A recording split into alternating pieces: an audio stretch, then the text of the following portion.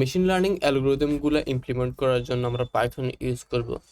তো পাইথনে কাজ করার জন্য প্রথমে আমাদের সিস্টেমে পাইথনকে সেট আপ করতে হবে। তো এটা হচ্ছে পাইথনের ওয়েবসাইট python.org। তো এখানে এসে আমরা পাইথনটাকে ডাউনলোড করে নেব, তারপর ইনস্টল করে নেব।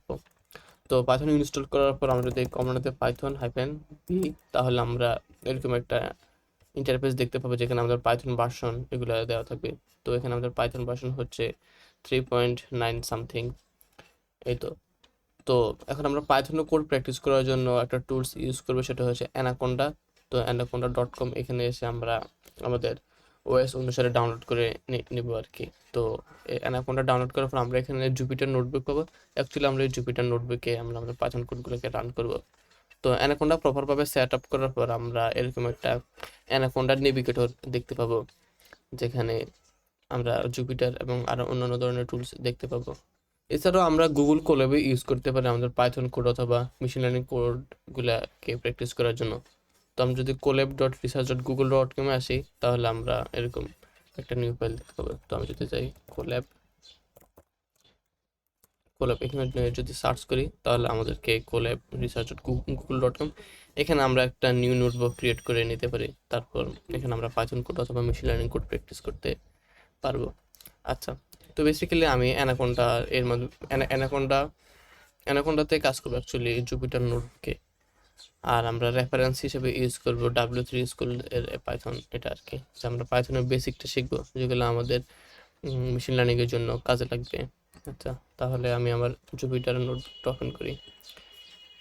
তো সার্ভিস টার্মিনাল, যে জুপিটার নোট। তো এক এক অপারেটিং সিস্টেমে এক এক ধরনের এখানে কমান্ড দেওয়া থাকবে, এক এক কমান্ডের মাধ্যমে ওপেন করতে হবে আর কি। তো এই তো। তো এখানে আমি আমার এই ফোল্ডারের ভিতরে একটা আইপি মানে একটা পাইথন ফাইল ওপেন করছি, মানে জুপিটার ফাইল। এখানে আমরা কোডগুলো করবো আর কি। তো ইনিশিয়ালি এটা আমি আগে থেকে ক্রিয়েট করে রাখছি, অথবা আপনারা এখান থেকে নিউতে ক্লিক করলে python 3 আইপি কার্নাল ফাইল এখানে এটা ক্রিয়েট করতে পারেন। ওয়েল, তো আমি এটাকে ইন্ডেক্স ফাইলটাকে ওপেন করি। দেন এখানে আমরা আমাদের পাইথন কোডগুলোকে রান করতে পারি, মানে এখানে আমরা পাইথন কোড লিখতে পারি অ্যাকচুয়ালি। তো একটা প্রোগ্রামিং ল্যাঙ্গুয়েজ শেখার প্রথমে আমরা কি শিখি, মানে হ্যালো ওয়ার্ল্ড কীভাবে প্রিন্ট করতে হয়। তো আমাদের পাইথনে কোনো কিছুকে প্রিন্ট করতে হলে প্রিন্ট এই কমান্ডটা দিতে হবে, প্রিন্ট। তারপর এখানে আমরা এই ফাংশনের ভিতরে যেটা পাস করবো ওটা এই কাজ করবো, যেমন এসে hello hello world, WORLD, hello world ভাবে কাজ করবে। দেন আমরা যদি এখানে রানে ক্লিক করি, আমাদের এই আউটপুটটা এখানে দেওয়া থাকবে আর কি, মানে আউটপুটটা চলে আসবে। তো এছাড়া আমরা একটা শর্টকাট ইউজ করতে পারি, সেটা হচ্ছে কন্ট্রোল ইন্টার প্রেস করলে আমাদের এখানে আউটপুটটা চলে আসবে।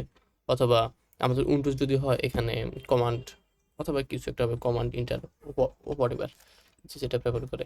আচ্ছা, তো আমরা দেখলাম কিভাবে পাইথনে হ্যালো ওয়ার্ল্ড প্রিন্ট করতে পারি।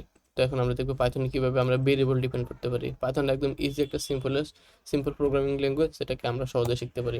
মানে পাইথনের প্রিরিকুইজিট হচ্ছে আগে থেকে প্রোগ্রামিং ল্যাঙ্গুয়েজের জানা থাকতে হবে। যে একদম শুরু থেকে যদি পাইথন শুরু করি, তার জন্য একটু কিছুটা টিডিয়াস হবে আর কি, আই থিঙ্ক। তো পাইথনে কিভাবে আমরা একটা ভেরিয়েবল ডিপেন্ড করবো, আমরা যেমন আমরা সি প্রোগ্রামিংয়ে একটা ভেরিয়েবল ডিক্লেয়ার করার আগে প্রথমে কি ডেটা টাইপ দিতাম, তারপর ভেরিয়েবলের নেম দিতাম, তারপর এখানে ভেরিয়েবলটাকে ডিক্লেয়ার করতাম, অথবা এখানে ভ্যালু অ্যাসাইন করতাম, হোয়াটএভার। তো আমাদের পাইথনে এরকম কোনো ডেটা টাইপ দিতে হবে না, পাইথন আমাদের একটা ডাইনামিক টাইপ প্রোগ্রামিং ল্যাঙ্গুয়েজ। এখানে জাস্ট আমাদের ভেরিয়েবলের নেম দিতে হবে, যে বার নেম, মানে আমি বার নেম, তারপরে এখানে আমরা ভেরিয়েবলের ভ্যালু দিতে পারি। লেটস সে আমি এখানে বার নেম এই ভেরিয়েবলের 10 অ্যাসাইন করছি। তারপরে আমরা সি প্রোগ্রামিং এর প্রত্যেকটা স্টেটমেন্ট শেষ হওয়ার পর আমরা এখানে একটা সেমিকোলন দিতে হতো, বাট আমাদের পাইথনে সেমিকোলন দেওয়া লাগবে না। ওয়েল, তো এখানে আমরা বার নেম এটা একটা ভেরিয়েবল নিচ্ছি, যেখানে আমরা 10 অ্যাসাইন করছি। তো এখন যদি আমি এটাকে প্রিন্ট করি, প্রিন্ট বার নেম, তো এখানে আমাদের 10 প্রিন্ট হচ্ছে। ওয়েল, তো আমি যদি এই লাইন শেষে বার নেমের এটাকে যদি চেঞ্জ করে দিই, সেটা এআরএস, তখন আবার প্রিন্ট করে যে আমাদের এখানে এআরএস স্ট্রিংটা চলে আসছে। মানে পাইথন, মানে আমি যেটা বোঝাতে চাচ্ছি আর কি, পাইথন হচ্ছে ডাইনামিক টাইপ প্রোগ্রামিং ল্যাঙ্গুয়েজ, যেখানে আমরা একটা ভেরিয়েবলকে বিভিন্ন ডেটা টাইপে কাজ করতে পারি। তো এখন আমরা দেখবো যে একটা যে ভেরিয়েবল নিয়েছি, সেই ভেরিয়েবলটা কোন টাইপের, সেটাকে আমরা চেক করব। তো সেটার জন্য আমাদের একটা টাইপ নামে একটা ফাংশন দেওয়া আছে। টাইপ এই ফাংশনের ভিতরে আমরা যে ভেরিয়েবলটা পাস করবো, তারপর এই ভেরিয়েবলটা কোন ডেটা টাইপের সেটা আমরা দেখতে পাবো। যে আমাদের এখন বার নেম এটা এখন স্ট্রিং ডেটা টাইপে আছে, স্ট্রিং ডেটা টাইপ অ্যাকচুয়ালি, হ্যাঁ। তবে যদি এটাকে এখন কমেন্ট করে উপরেরটাকে দেখি তাহলে দেখব উপরেরটা এখন কোন ডেটা টাইপে আছে। তো পাইথনে কমেন্ট করার জন্য আমাদেরকে হ্যাশ এই সাইনটা ইউজ করতে হয়। দেন এটাকে রান করি আবার। তো এখন আমাদের বার নেম এটা ইন্টিজার নামে আছে আর কি, মানে ইন্টিজার ডেটা টাইপ আর কি। তো এইভাবে আমরা Python dynamic type programming language আমাদের ভেরিয়েবলের আগে ডেটা টাইপ দিতে হবে না। তো আমরা অনেক কিছুই দেখে নিছি যে পাইথনে কীভাবে ভেরিয়েবল ডিফাইন করতে হয়, পাইথনে কীভাবে কমেন্ট করতে হয়, পাইথনে কীভাবে কোনো কিছু প্রিন্ট করতে হয় এবং ডেটা টাইপ সম্পর্কে কিছুটা বেসিক জানছি আর কি। তো এই তো আমরা এখানে ভেরিয়েবল সেকশনে যদি আসি তাহলে এখানে ভেরিয়েবল সেকশন তারা এগুলো বলে দেওয়া আছে আর কি। তো আমি যদি এখানে একটা দুটো ভেরিয়েবল নিতাম a ইজ ইকুয়াল টু 10 আর একটা variable b is equal to 5। তো এখানে দুটো ভেরিয়েবল নিয়েছি, এখন দুটো ভেরিয়েবলের মধ্যে আমি সামেশন করব। সো সামেশনটা আমি c তে রাখলাম, c is equal to a plus b। দেন আমি প্রিন্ট করি সরি প্রিন্ট করে c কে। সো এখানে আমাদের 15 আসছে। তো এইভাবে আমরা অ্যারিথমেটিক অপারেশনের কাজগুলো করতে পারি। যেমন আমাদের প্রিন্ট এখানে আমি মাইনাস করছি মানে সাবট্রাকশন, তাহলে এখানে আমাদের 5 রেজাল্ট আসছে। তো অ্যাজ ইট ইজ আমি গুণও করতে পারি, তো আমাদের 5 10 50 এই রেজাল্টটা আসছে। তো এখন যদি আমি ডিভিশন করি তাহলে দেখি রেজাল্টটা কি আসে। রেজাল্টটা 2.0 আসছে, একদম আমাদের ফ্লুইডের রেজাল্টটা আসছে। Well great. তো এখন যদি আমরা চাচ্ছি একদম আমাদের বরাবর একটা ইন্টিজার ভ্যালু আসতে, তো এটা আমরা কিভাবে করব? যে আমরা আচ্ছা একটু ক্লারিফাই করি। যেমন আমি 3 দেই, যে আমি 10/3 দিছি এবং আমাদের 3 পয়েন্ট সামথিং আসছে। সো আমাদের সি প্রোগ্রামিং ল্যাঙ্গুয়েজে কি হতো, এখানে আমাদেরকে এরকম বা এরকম একটা কোনো একটা ভেরিয়েবল বাই দেওয়ার পর আমাদের এখানে জাস্ট ইন্টিজার পয়েন্টটা আসতো। তো আমরা চাচ্ছি পাইথনের জাস্ট আমাদের ইন্টিজার পয়েন্টটা আনতে, তাই আমরা কীভাবে করবো? এর জন্য কিছুই না, জাস্ট আমাদেরকে ডাবল ডিভিশন অপারেটর দিতে হবে। তো আমরা রান করি, এই যে এখন জাস্ট আমাদের ইন্টিজার পয়েন্টটা দিচ্ছে আর কি। এই তো আমরা দেখলাম কীভাবে আমরা পাইথনে অ্যারিথমেটিক অপারেটরগুলো ইউজ করতে পারি। তো আমরা যদি এখন আরেকটা ফ্যান্সি অপারেটর দেখি, সেটা হচ্ছে a স্কোয়ার অথবা a to the power n কিছু একটা। তো এটার জন্য জাস্ট আমাদেরকে কি করতে হবে? ডাবল অ্যাস্ট্রিক এখান থেকে 2 কিউব। সো আমি যদি এখন এটা রান করি আমাদের রেজাল্ট আসতেছে 8 মানে 2 কিউব এরকম আর কি। আমরা a টু দি পাওয়ার এটাকে পাইথনে সহজে ডাবল অ্যাস্ট্রিক দিয়ে ইউজ করতে পারি। তো এখানে বেসিক্যালি এগুলো বলে দেওয়া আছে। তারপরে এখানে আমাদের ভেরিয়েবলের আরও অনেকগুলো অ্যাডভান্স আছে, এগুলো অবশ্যই আপনারা দেখে নেবেন। বিকজ আমি সব পাইথনের উপর আমি জাস্ট একটা বেসিক ওভারভিউ দিচ্ছি, একদম পাইথনে বস করতে চাচ্ছি না। এনিওয়ে, তারপর আমাদের এখানে বিভিন্ন ডেটা টাইপ দেওয়া আছে। আমি যেগুলো ডেটা টাইপ কয়েকটা ডেটা টাইপ নিয়ে কথা বলছি, যেটা হচ্ছে স্ট্রিং আর একটা হচ্ছে ইন্টিজার। এই দুটো নিয়ে বেসিক্যালি মানে কথা বলছি। তারপর হচ্ছে ফ্লুইড মানে ডাবল আর কি। পাইথনের ডাবল নামে কোনো কিছু নেই, সব কিছু হচ্ছে ফ্লুইড। তারপর হচ্ছে কমপ্লেক্স আর একটা ডেটা টাইপ আছে।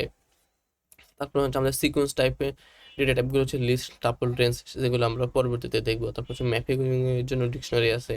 তারপর বুলিয়ানের জন্য বুল এই ডেটা টাইপটা আছে। তারপর আমরা হচ্ছে কাস্টম ডেটা টাইপ ক্রিয়েট করতে পারি, সেটা হচ্ছে ক্লাস। সো সেগুলো হচ্ছে অ্যাডভান্স, সেগুলো আমরা পরবর্তীতে দেখবো।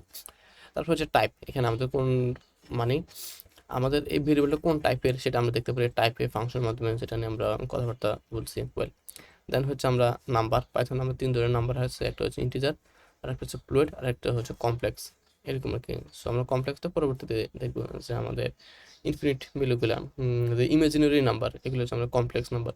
তো এগুলো আমরা এখানে ইউজ করতে পারি আর কি। আচ্ছা, তো এখন দেখি আমরা পাইথনে কীভাবে কন্ডিশন দিতে পারি। যেমন আমরা যদি অন্যান্য সি প্রোগ্রামিং ল্যাঙ্গুয়েজে কী করতাম, ইফ এটা যেমন এ ইজ গ্রেটার দেন বি হলে আমরা এখানে সেমিকোলন কি বলে সেকেন্ড ব্র্যাকেট দিতাম।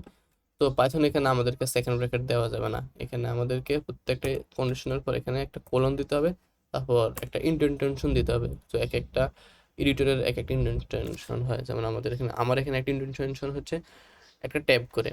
তো কারো 2টা স্পেস, কারো 3টি স্পেস এরকম, কারো 4টে স্পেস এরকম হতে আর কি, মানে হয় আর কি। এখানে আমাদেরকে সেমি ডাবল, এখানে আমাদেরকে সেকেন্ড ব্র্যাকেট দিতে হবে না, জাস্ট একটা ইন্ডেন্টেশন দিতে হবে। তো এই তো তারপরে এখানে আমরা কাজ করতে পারি প্রিন্ট এরকম কিছু একটা। তো আমি যদি এখন কোডটাকে রান করি, তো এখানে আমাদের কিছু আসতেছে না, বিকজ আমাদের এ থেকে বি বড়। তো আমি যদি এর ভ্যালু যদি বাড়াই দিই তাহলে আমাদের 5 রেজাল্ট আসতেছে। এবার আমরা দেখেন কীভাবে ইফ ইউজ করতে পারি। তো ইফের পরবর্তীতে আছে ইফের একটা বাইরে, সেটা হচ্ছে ইলস। সো আমরা পাইথনে জাস্ট ইলসের পর এখানে জাস্ট একটা সেমিকোলন দেবো, তারপর একটা ইন্টারফেস করবো। তো আমাদের ডিফল্ট ইন্ডেন্টেশন এটা নিয়ে নেবে। তো দেন আমরা কাজ করে নিতে পারবো। মানে জাস্ট এখানে মানে আমি what I am trying to say, যে এখানে আমরা ডাবল ব্র্যাকেট দেবো না, জাস্ট ইন্ডেন্টেশন এইগুলো দেবো আর কি। এবং যদি কোডটাকে রান করে পাইবে আসবে। আমি যদি এখানে 10 দিই, কন্ডিশনটাকে স্যাটিসফাইড করার জন্য 10 আসছে, এরকম আর কি। আচ্ছা, দেন আমরা দেখবো ইলস ইফ। সো পাইথনে আমরা ইলস ইফ ইউজ করার জন্য ইলস ইফ এভাবে ইউজ করবো না, আমাদেরকে ইউজ করতে হবে ইলিফ। তো ইলিফের ভিতরে আমরা আমাদের বিভিন্ন কন্ডিশন দেবো, তারপর সেটার উপর কাজ করতে পারি। তো এখানে আমাদের মাল্টিপল কন্ডিশন হতে পারে, সেটা নিজেরা বাসায় প্র্যাকটিস করবেন। তো এই তো আমরা পরবর্তীতে পাইথনে আরো বিভিন্ন ডেটা স্ট্রাকচার, তারপর হচ্ছে লুপ সম্পর্কে জানবো, কারণ এগুলো হচ্ছে অ্যাডভান্স, সেগুলো আমি পরবর্তীতে দেখাবো। তো দ্যাটস অল ফর টুডে।